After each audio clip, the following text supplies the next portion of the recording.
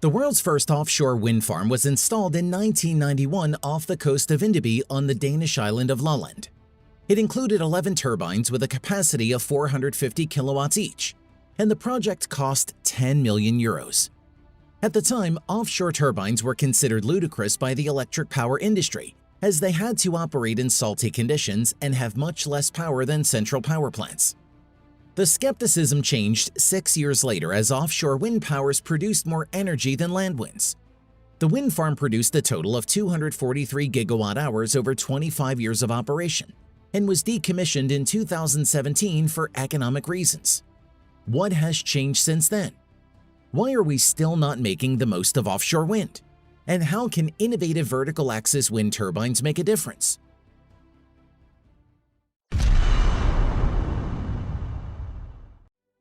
What are the benefits of offshore wind energy? The wind in the sea is stronger and more constant. It gives more energy on a stable basis.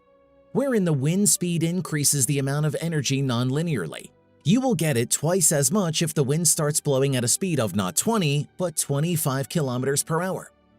An offshore windmill may operate for up to 50 to 60% of the time, compared to only 35% along the coast and even less on the continent.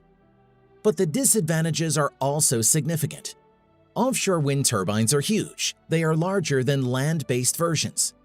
Although this allows more energy to be produced, further growth is not possible. Wind turbines have approached their physical limits. No economies of scale are foreseen. On the contrary, the production of components, installation, and maintenance of such structures are very expensive. The main working structure of the wind turbine is located high above sea level. Such a center of gravity requires a huge stable foundation. For a 6-megawatt plant, up to 5,000 tons of concrete and 700 tons of steel are needed. Moreover, servicing them at such a height is also very difficult and expensive. Difficult working conditions at sea lead to the fact that every year the efficiency of installations decreases by an average of 4.5%. After 10 years, they produce half as much energy. Moreover, the probability of failures and breakdown is also growing. After 8 years, it is 80%. But let's get to the numbers.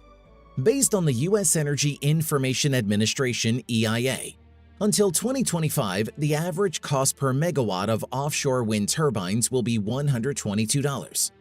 By 2040, it will probably drop to $85. By comparison, gasoline-powered electric generators produce a megawatt for as little as $38.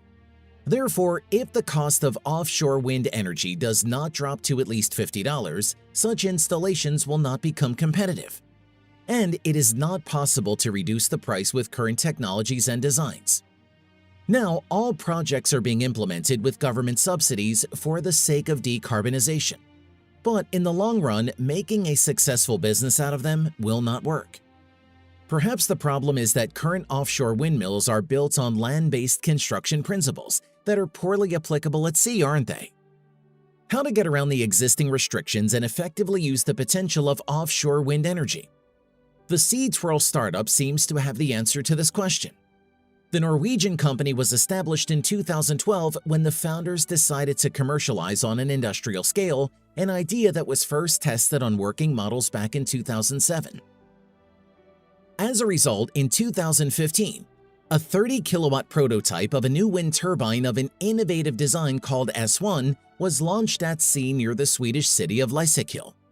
It still continues to float in the sea and over these 7 years has shown the ability to withstand hurricane winds and storm waves, and also proved to be fault-tolerant as well as effective. The fundamental difference between Sea Twirl's development is that it is a vertical axis wind turbine, not a horizontal one. The surface part of the S1 structure is 13 meters. 3 vertically arranged blades are fixedly attached by spacers to the central rod. The stability of the structure is ensured by a long and heavy underwater part 18 meters high which acts as a keel. The generator ring is located around the central rod and fixed by anchors on the sea surface. When the blades catch the wind, they set in motion the central rod that turns around its axis.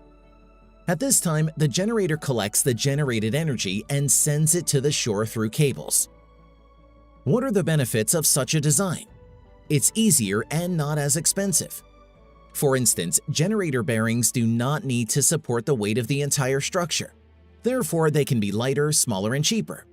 Such windmills do not require the construction of an expensive and complex foundation.